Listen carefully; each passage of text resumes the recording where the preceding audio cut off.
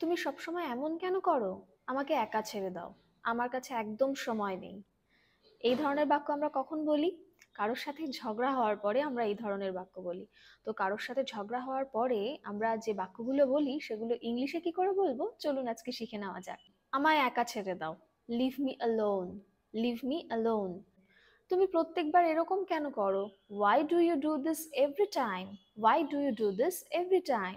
আর কথা বাড়িও না। Don't stretch the matter. Don't stretch the matter.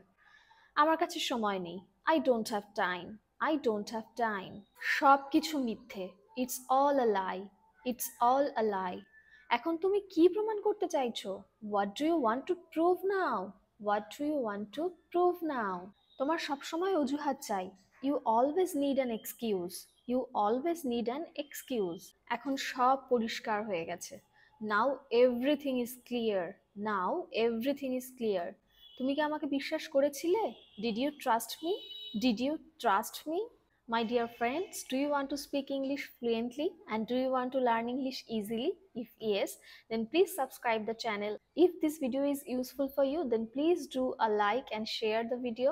Keep learning English and keep growing. Thanks for watching.